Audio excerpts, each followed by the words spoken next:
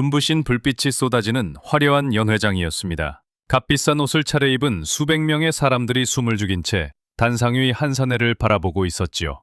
40살쯤으로 보이는 그 사내는 스스로를 부동산 전문가 최자문이라 소개했습니다. 그는 매끄러운 말투와 자신감 넘치는 몸짓으로 사람들의 마음을 사로잡고 있었습니다. 인천에 새로 짓는 연립주택에 돈을 묻으면 묵혀둔 땅이 황금으로 변할 것이라며 지금이 아니면 평생 후회할 기회라고 목소리를 높였습니다. 사람들은 그의 말 한마디 한마디에 고개를 끄덕이며 희망에 찬 눈빛을 반짝였습니다. 그 뜨거운 열기로 가득한 연회장의 가장 뒷자리, 가장 어두운 구석에 한 노인이 조용히 앉아 있었습니다. 65살의 박진우, 제 이름입니다. 낡았지만 단정하게 다려입은 경비원 복장은 화려한 연회장의 분위기와는 전혀 어울리지 않았습니다. 저는 그저 무표정한 얼굴로 단상 위의 최자문을 뚫어져라 쳐다볼 뿐이었습니다. 하지만 제 두 눈 속에서는 누구도 눈치채지 못할 차가운 불꽃이 타오르고 있었지요. 열정적인 설명이 끝나고 질문을 받는 시간이 되었습니다. 여기저기서 희망에 부푼 질문들이 쏟아졌습니다. 최자문은 마치 모든 것을 알고 있다는 듯 여유롭게 대답하며 분위기를 이끌어갔습니다. 그때 제가 천천히 손을 들었습니다. 수백 명의 사람들 속에서 허름한 경비원 복장을 한 제 모습은 단연 눈에 띄었을 겁니다. 최자문은 잠시 멈칫했지만 이내 못마땅하다는 표정을 감추고는 제게 발언 기회를 주었습니다. 제 손에 말소리를 키우는 기계가 들려졌습니다. 연회장 전체에 쨍하는 듯한 침묵이 흘렀습니다. 저는 잠시 숨을 고른 뒤 얼음처럼 차갑고 또렷한 목소리로 입을 열었습니다. 최 자문님께 한 가지 여쭙겠습니다. 방금 인천문학로 15번지에 있는 건물에 대해 말씀하시면서 시세가 7억 원이라고 보장하셨습니다.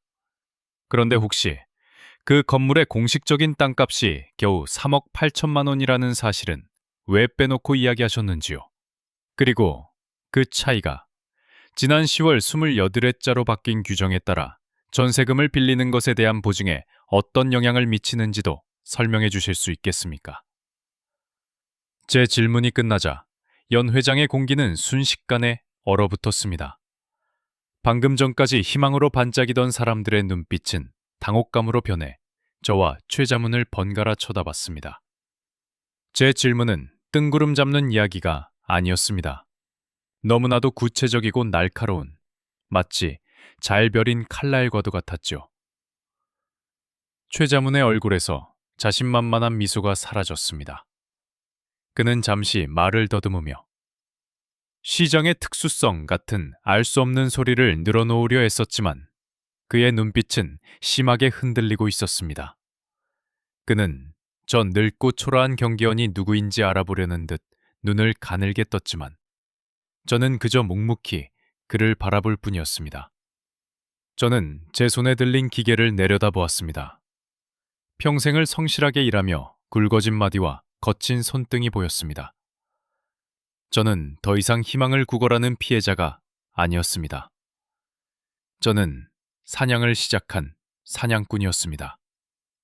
최 자문이 무어라 변명을 중얼거리는 동안 저는 더 이상 들을 필요가 없다는 듯 조용히 자리에서 일어났습니다. 말소리를 키우는 기계를 의자 위에 내려놓고 수백 개의 시선이 제 등 뒤에 꽂히는 것을 느끼며 천천히 연회장 문을 향해 걸어갔습니다. 육중한 문이 닫히자 시끄러운 소음은 거짓말처럼 사라지고 복도에는 고요함만이 남았습니다. 저는 잠시 그 자리에 서서 굽었던 허리를 꼿꼿하게 폈습니다. 그때 제 마음속에서 조용한 목소리가 울려 퍼졌습니다. 저 자는 제 모든 것을 앗아갔습니다. 제 평생을 바쳐 이룬 꿈과 가족의 행복까지 전부 다 말입니다. 하지만 저 자가 몰랐던 것이 딱 하나 있습니다. 저는 40해 동안 물류를 관리하는 일을 했습니다.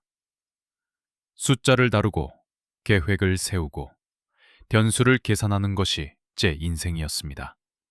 그리고 저는 시작한 일의 끝을 보는 법을 압니다. 안녕하십니까. 제 이름은 박진우, 65살입니다. 지금 이 영상을 서울에서 보고 계십니까? 아니면 부산이나 광주, 어쩌면 바다 건너 먼 곳에서 보고 계실지도 모르겠습니다. 어디에 계시든 여러분의 이야기를 댓글로 남겨주십시오. 저와 같은 마음을 가진 분들이 이 세상에 또 있다는 것을 알게 되면 큰 힘이 될 것 같습니다. 제 이야기가 여러분께 작은 울림이라도 준다면 화면 아래의 구독 단추를 한번 눌러주십시오. 저의 실수가 여러분의 삶을 지키는 방패가 될 수 있도록 제가 겪었던 모든 일을 남김없이 들려드리겠습니다. 저는 이 영상으로 돈을 벌고자 하는 것이 아닙니다. 그저 또 다른 박진우가 이 세상에 생겨나지 않기를 바랄 뿐입니다. 불과 한 해 전만 해도 저는 평생을 바친 무역회사에서 물류부장으로 일하며 정년퇴임을 맞이한 평범한 가장이었습니다. 퇴임식 날, 저는 수많은 동료들의 박수를 받으며 꽃다발을 하나를 안았습니다. 40년이라는 긴 세월 동안 단 하루도 허투루 보내지 않았다는 자부심과 이제 무거운 짐을 내려놓는다는 안도감이 교차했습니다. 동료들은 제 손을 잡으며 그동안 고생 많았다며 등을 두드려 주었고 아내는 옆에서 조용히 눈물을 훔치며 웃고 있었습니다. 제 통장에는 꼬박 40년을 일하며 아내와 함께 억척같이 모은 4억 원이라는 돈이 있었습니다.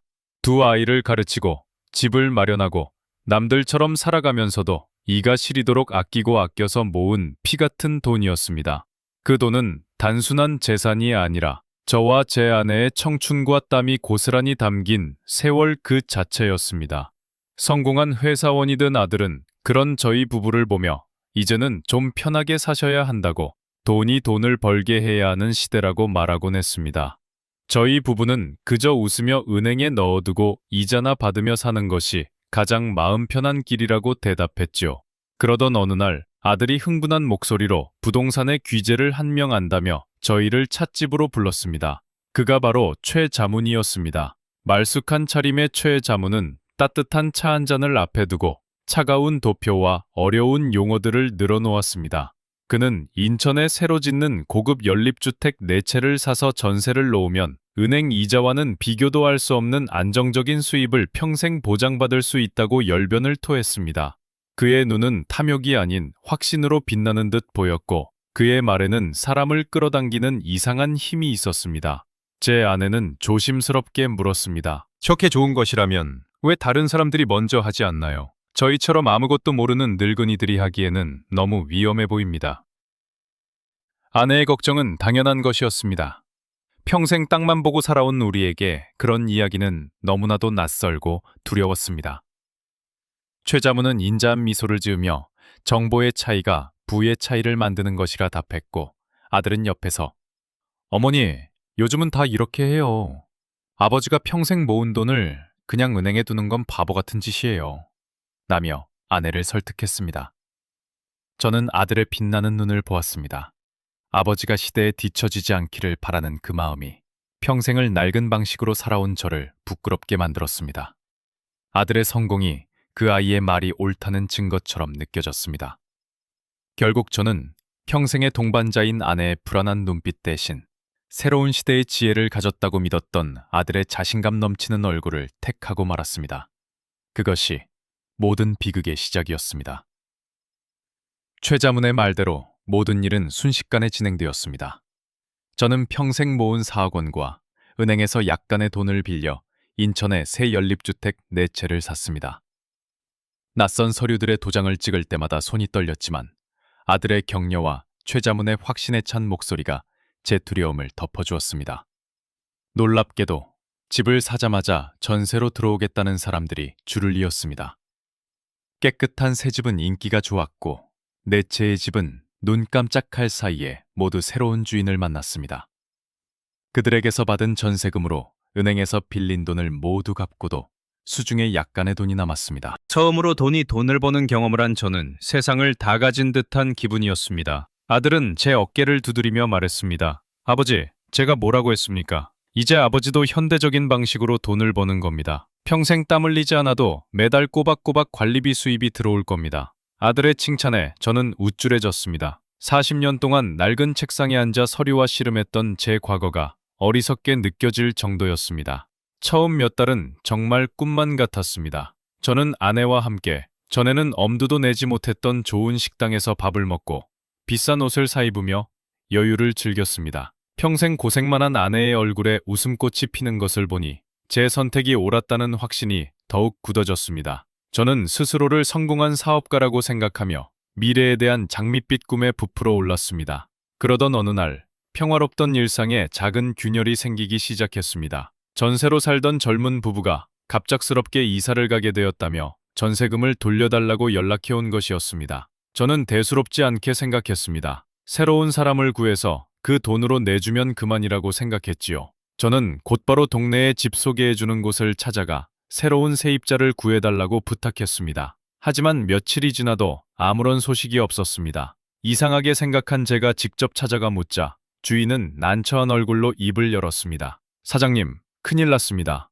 얼마 전에 나라에서 법이 바뀌어서요. 이 집은 시세하고 땅값 차이가 너무 커서 이제 전세금을 빌려주지 않는답니다. 자기 돈 1억 5천만 원을 가진 사람이 아니면 이 집에는 들어올 수가 없어요. 주인의 말은 제게 마치 먼 나라 이야기처럼 들렸습니다. 법이 바뀌다니. 그게 무슨 소리인가? 전세금을 빌려주지 않는다니. 그게 나와 무슨 상관이란 말인가? 머릿속이 하얗게 변했습니다. 저는 떨리는 손으로 최자문에게 전화를 걸었습니다. 상황을 설명하자 그는 귀찮다는 듯한 목소리로 대답했습니다. 아, 박 선생님, 그런 일로 뭘 걱정하십니까? 그건 그냥 일시적인 현상입니다. 세상이 변하면 방식도 바뀌어야지요. 이제 전세 말고 매달 돈을 받는 월세로 바꾸시면 됩니다. 그의 목소리는 여전히 자신감에 차 있었지만 제 귀에는 무책임하게만 들렸습니다. 월세로 바꾸려면 당장 젊은 부부에게 돌려줄 1억 5천만 원이라는 거금을 제가 마련해야 했습니다. 저는 애써 모아두었던 비상금을 깨야만 했습니다. 통장의 숫자가 줄어드는 것을 보며 제 마음 한구석에서 불안감이 싹트기 시작했습니다. 마치 단단하던 땅이 조금씩 꺼지는 듯한 불길한 예감이 들었습니다. 불길한 예감은 언제나 현실이 되는 법입니다. 첫 번째 세입자가 떠난 지 얼마 지나지 않아 또 다른 두 집에서 연달아 이사를 가겠다는 연락이 왔습니다. 한 사람은 다니던 회사가 다른 지역으로 옮기게 되었고 다른 한 사람은 오랫동안 기다리던 자기 집을 마련하게 되었다고 했습니다. 그들의 목소리에는 새로운 시작에 대한 설렘이 가득했지만 저에게는 사형선고나 다름없었습니다. 두 사람에게 돌려줘야 할 돈을 합치니 무려 3억 원에 가까웠습니다. 제 손에 남은 비상금은 턱없이 부족했습니다. 제 심장은 바닥으로 곤두박질 치는 듯 했습니다. 어떻게든 돈을 구해야 했습니다. 저는 은행을 찾아갔지만 이미 은퇴한 늙은이에게 큰 돈을 빌려주려는 곳은 없었습니다. 결국 저는 평생 거들떠보지도 않던 이자가 비싼 다른 금융기관의 문을 두드려야만 했습니다. 서류 몇 장에 이름을 쓰고 도장을 찍자 제 손에는 무거운 돈뭉치가 들려졌지만 마음은 천근만근 무거워졌습니다. 매달 갚아야 할 이자만 해도 숨이 턱 막힐 지경이었습니다. 저는 그 돈으로 간신히 두 사람의 전세금을 돌려주었습니다. 제 통장은 완전히 바닥을 드러냈고 이제는 빚만 남았습니다. 희망은 오직 비어있는 집들을 월세로 내놓는 것뿐이었습니다. 하지만 세상은 제 편이 아니었습니다. 집을 보러 오는 사람은 덜어 있었지만 다들 월세가 비싸다며 고개를 저었습니다. 결국 저는 매달 내야 하는 높은 이자를 감당하기 위해 울며 겨자 먹기로 월세를 크게 낮추어야만 했습니다. 그렇게 해서 받는 월세 수입은 이자를 내고 나면 거의 남는 것이 없었습니다. 돈이 돈을 벌 것이라던 아들의 말은 거짓말이 되었습니다. 오히려 돈이 돈을 잡아먹고 있는 끔찍한 상황이었습니다. 저는 집을 팔기로 결심했습니다. 손해를 보더라도 이 지긋지긋한 상황에서 벗어나고 싶었습니다. 하지만 집을 사겠다는 사람은 아무도 나타나지 않았습니다. 저와 같은 처지에 놓인 집들이 시장에 넘쳐났기 때문입니다. 사람들은 이미 문제가 있는 집이라는 것을 알고 거들떠보지도 않았습니다. 절망적인 상황 속에서 저를 더 힘들게 한 것은 아들의 차가운 시선이었습니다. 제가 돈 문제로 힘들어하는 것을 알게 되자 아들은 저를 위로하기는커녕 오히려 나무라기 시작했습니다. 아버지, 제가 어떻게 하라고 소개해드린 겁니까? 모든 돈을 한 곳에 넣는 어리석은 사람이 어디 있습니까? 기본적인 것도 모르시고 일을 벌이시니 이런 결과가 나오는 겁니다. 결정은 아버지가 하신 거잖아요. 이제 와서 저를 원망하지는 마십시오. 아들의 말 한마디 한마디가 비수처럼 제 가슴에 박혔습니다. 저를 그 길로 이끈 것이 바로 아들이었지만 이제 와서는 모든 책임을 제게 떠넘기고 있었습니다. 아들은 제가 걱정되는 것이 아니었습니다. 아버지의 실패가 자신의 앞길에 걸림돌이 될까봐 두려워하고 있을 뿐이었습니다. 아내는 아무 말 없이 밤마다 조용히 눈물을 흘렸습니다. 그 눈물은 제 마음을 더욱 무겁게 짓눌렀습니다. 저는 이 세상에 완전히 혼자 남겨진 기분이었습니다. 사방이 꽉 막힌 어두운 동굴에 갇혀 어디로 가야 할지, 무엇을 해야 할지 아무것도 알 수 없었습니다. 절망의 늪에서 허우적거리던 어느 날, 마지막 남은 한 채의 집에 살던 젊은 학생에게서 전화가 걸려왔습니다. 그의 목소리는 잔뜩 겁에 질려 떨리고 있었습니다. 사장님, 정말 죄송합니다. 아버지가 갑자기 직장을 잃으셔서 저희 집이 길에 나앉게 생겼습니다. 어떻게든 전세금을 빨리 돌려주실 수 없을까요? 그 돈이 없으면 저희 가족은 정말 갈 곳이 없습니다. 학생의 애원은 제 심장을 후벼 팠습니다. 하지만 제게는 당장 돌려줄 돈이 한 푼도 없었습니다. 제가 아무 대답도 못하고 있자 학생은 절박한 목소리로 울부짖었습니다. 만약 돈을 돌려주시지 않으면 저는 사장님을 사기죄로 고소할 수밖에 없습니다. 경찰서에 가서 사장님이 제 돈을 떼먹었다고 말할 겁니다. 사기죄라는 말, 고소라는 말이 제 귀에 천둥소리처럼 울렸습니다. 40년 동안 단 한 번도 남에게 해를 끼치지 않고 법 없이도 살 사람이라는 소리를 들으며 떳떳하게 살아온 저였습니다. 그런 제가 이제 사기꾼으로 몰려 경찰서에 불려가게 될지도 모른다는 생각에 온몸의 피가 차갑게 식는 듯 했습니다. 그날 밤 저는 한숨도 잠들지 못했습니다. 캄캄한 부엌 식탁에 홀로 앉아 텅 빈 어둠을 바라보았습니다. 제 머릿속에서는 지난 몇 달간의 일들이 쉴 새 없이 스쳐 지나갔습니다.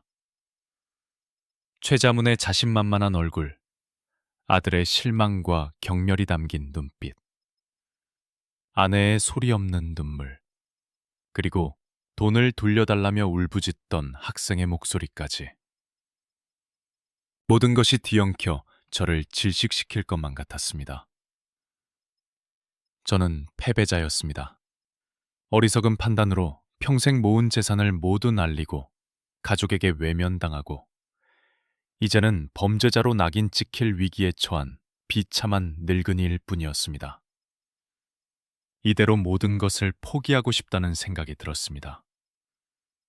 하지만 동쪽 창문으로 희미한 새벽빛이 스며들기 시작했을 때 제 마음속 깊은 곳에서 무언가 단단한 것이 깨어나는 것을 느꼈습니다. 그것은 절망 끝에서 피어나는 차가운 분노였습니다. 저는 어둠이 비친 창문에서 제 자신의 얼굴을 보았습니다. 헬쑥하고 주름진 패배감에 젖은 늙은이의 얼굴이었습니다. 하지만 그 눈동자 속에는 아직 꺼지지 않은 작은 불씨가 남아 있었습니다. 저는 제 자신에게 나지막이 속삭였습니다. 나는 희생자가 되지 않을 것이다. 나는 사기꾼으로 내 인생을 끝내지 않을 것이다. 나는 돈을 잃었지만 내 이름 석자에 담긴 명예까지 잃을 수는 없다. 그리고 이 모든 것을 책임져야 할 그 사람은 반드시 대가를 치르게 될 것이다. 그 순간 제 머릿속은 놀랍도록 맑아졌습니다. 저는 자리에서 일어나 먼지가 쌓인 낡은 업무용 공책을 꺼내 들었습니다. 40년 동안 제 손때가 묻은 그 공책을 펼치자 제 손가락은 마치 오래전 기억을 되찾은 듯 저절로 움직이기 시작했습니다. 저는 계획을 세우기 시작했습니다. 첫 번째 단계. 어떤 손해를 감수하더라도 집을 처분해서 빚을 갚고 사람들에게 돈을 돌려준다. 두 번째 단계. 살아남기 위해 무슨 일이든 닥치는 대로 한다. 그리고 마지막 세 번째 단계. 이 모든 일의 원흉을 찾아내어 그에게 합당한 벌을 내린다. 저는 물류 전문가였습니다. 복잡한 숫자들을 분석하고 최적의 경로를 찾아내고 모든 변수를 계산하여 계획을 완성하는 것이 제 평생의 일이었습니다. 이제 저는 제 인생을 건 마지막 계획을 실행할 준비가 되었습니다. 다음 날, 저는 곧바로 행동에 옮겼습니다. 저는 집을 사겠다는 첫 번째 사람에게 제가 샀던 값의 절반도 안 되는 헐값에 네 채의 집을 모두 넘겼습니다. 평생 모은 재산이 공기 속으로 사라지는 순간이었지만 이상하게도 마음은 후련했습니다. 저는 그 돈으로 가장 먼저 빚을 갚고 남은 돈을 들고 세입자였던 사람들을 일일이 찾아다녔습니다. 약속한 날짜보다 늦어진 것에 대해 진심으로 머리 숙여 사과하고 한 푼도 빠짐없이 돈을 돌려주었습니다. 마지막으로 저를 고소하겠다던 학생의 아버지를 만났습니다. 그는 초췌한 얼굴로 제가 내민 돈봉투를 받아들고는 아무 말 없이 눈물만 흘렸습니다. 그는 제 손을 잡고 연신 고맙다고 말했습니다. 그 순간 저는 돈보다 더 소중한 것을 지켜냈다는 안도감을 느꼈습니다. 모든 것을 정리하고 나니 제 수중에는 단 한 푼의 돈도 남지 않았습니다. 저는 당장 먹고 살 길을 찾아야 했습니다. 나이든 늙은이를 받아주는 곳은 많지 않았지만 저는 닥치는 대로 일자리를 알아보았습니다. 그러다 한 고급 주택단지의 경비원 자리를 구하게 되었습니다. 한때는 번듯한 사무실에서 부장님 소리를 듣던 제가 이제는 작은 경비초소에 앉아 사람들에게 허리 굽혀 인사하는 신세가 된 것입니다. 제 아내와 아들은 그런 제 모습을 보고 제가 완전히 무너졌다고 모든 것을 포기했다고 생각했습니다. 아내는 말없이 저를 피했고 아들은 저를 없는 사람 취급했습니다. 그들은 제가 값비싼 차들이 드나드는 것을 멍하니 바라보며 하루하루를 무의미하게 보내고 있다고 여겼을 겁니다. 하지만 그들은 몰랐습니다. 제가 낮에는 묵묵히 경비원으로서의 소임을 다했지만 모두가 잠든 깊은 밤이 되면 경비초소의 작은 책상 위에서 저만의 전쟁을 시작했다는 것을 말입니다. 저는 낡은 휴대기기를 켜고 저와 비슷한 처지에 놓인 사람들의 이야기가 모여 있는 인터넷 공간을 찾아 헤맸습니다. 저는 그곳에 백발의 사냥꾼이라는 이름으로 저의 사연을 올렸습니다. 그러자 거짓말처럼 수많은 사람들이 제게 연락을 해왔습니다. 그들 모두 최자문이라는 이름의 사기꾼에게 속아 전 재산을 잃고 길거리에 나앉게 된 사람들이었습니다. 저는 그들의 이야기를 하나하나 귀담아 듣고 그들이 가진 계약서와 녹음된 대화 내용, 주고받은 편지 같은 증거들을 차곡차곡 모으기 시작했습니다. 제 작은 경비초소는 어느새 거대한 사기 사건의 진실을 파헤치는 비밀스러운 본부가 되었습니다.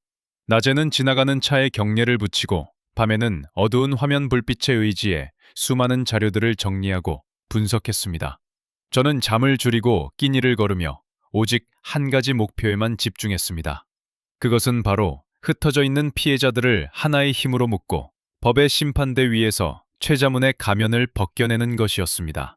가족들은 제가 실패자의 삶에 순응하며 초라하게 늙어가고 있다고 생각했지만 저는 사실 제 인생에서 가장 치열하고 뜨거운 싸움을 홀로 준비하고 있었던 것입니다. 그리고 마침내 결전의 날이 밝았습니다. 저는 다시 그 화려한 연회장을 찾았습니다. 최자문은 여전히 자신감 넘치는 얼굴로 새로운 사냥감을 물색하고 있었습니다. 제가 날카로운 질문을 던져 그의 거짓말에 균열을 내는 바로 그 순간 약속된 신호가 울렸습니다. 저는 당신에게 모든 것을 잃은 박진우라고 합니다. 제 목소리가 연회장에 울려 퍼지는 것과 동시에 단상 뒤편의 거대한 화면이 환하게 켜졌습니다. 그곳에는 최 자문에게 속아 눈물을 흘리는 수많은 사람들의 얼굴과 그들의 절절한 사연이 나타나기 시작했습니다. 최 자문이 수익을 보장한다며 서명하게 했던 거짓 계약서들, 그리고 결정적으로 늙은이들에게는 꿈을 팔면 그만이야. 어려운 숫자는 어차피 확인도 안 해. 라고 자기 조수와 낄낄거리며 말하는 그의 목소리가 연회장 전체에 쩌렁쩌렁 울려 퍼졌습니다. 최 자문의 얼굴은 하얗게 질렸습니다. 바로 그때 연회장 곳곳에 앉아있던 대여섯 명의 사람들이 조용히 자리에서 일어났습니다. 그들은 모두 제가 밤새 연락하여 이곳으로 부른 또 다른 피해자들이었습니다.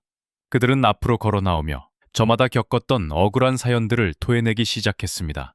연회장은 순식간에 아수라장이 되었습니다. 그 혼란을 틈타 연회장 뒷문이 열리며 제가 미리 연락해둔 신문사 사람들과 방송국 사람들이 카메라를 든 채 쏟아져 들어왔습니다. 번쩍이는 불빛과 수많은 질문들 앞에서 최자문은 완전히 무너져 내렸습니다. 그는 쥐구멍이라도 쳤듯 도망치려 했지만 분노한 사람들에게 둘러싸여 꼼짝할 수 없었습니다. 화려한 가면 뒤에 숨겨져 있던 그의 추악한 민낯이 온 세상에 드러나는 순간이었습니다. 그로부터 몇 달의 시간이 흘렀습니다. 저는 더 이상 경비원 옷을 입지 않습니다. 제 작은 방은 이제 수만 명의 사람들이 구독하는 백발의 사냥꾼이라는 채널을 운영하는 방송실이 되었습니다. 저는 돈을 잃은 사람들의 법적인 문제를 도와주고 부동산 사기를 예방하는 방법을 알려주는 전문가가 되었습니다. 사람들은 이제 저를 실패자라고 부르지 않습니다. 오히려 저를 찾아와 고개를 숙이며 조언을 구합니다. 어느 날 저녁 방송을 준비하고 있는데 아들이 조심스럽게 문을 열고 들어왔습니다. 아들의 손에는 작은 과자 상자가 들려 있었습니다. 아들은 제 앞에 서서 한참을 망설이다가 입을 열었습니다. 아버지, 제가 정말 잘못했습니다. 저는 어리석고 눈이 멀었습니다. 아버지가 이렇게 대단한 분이신 줄도 모르고 정말 죄송합니다. 그리고 정말 자랑스럽습니다. 저는 아무 말 없이 아들을 바라보았습니다. 제 눈에는 원망 대신 따뜻하고 고요한 용서만이 담겨 있었습니다. 저는 조용히 일어나 아들을 힘껏 안아주었습니다. 우리는 아주 오랜만에 서로의 온기를 느꼈습니다.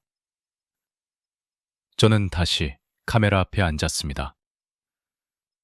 돈은 있다가도 없고 없다가도 생기는 것입니다. 하지만 한 사람의 이름에 담긴 명예와 존엄함은 한 번 잃으면 다시 되찾기 어렵습니다. 혹시 지금 절망의 끝에 서 계신 분이 있다면 절대로 포기하지 마십시오. 당신이 평생 쌓아온 경험과 지혜는 그 어떤 재산보다 값진 무기입니다. 모든 것을 잃었다고 생각하는 순간에도 당신에게는 당신 자신이 남아있다는 것을 잊지 마십시오. 그것만으로도 우리는 다시 일어서서 승리할 수 있습니다. 제 이야기가 여러분의 마음에 작은 불씨라도 지폈다면 구독과 좋아요를 눌러주십시오. 여러분의 작은 관심이 모여 또 다른 피해자를 막는 거대한 방패가 될 수 있습니다. 기억하십시오. 사냥은 이제부터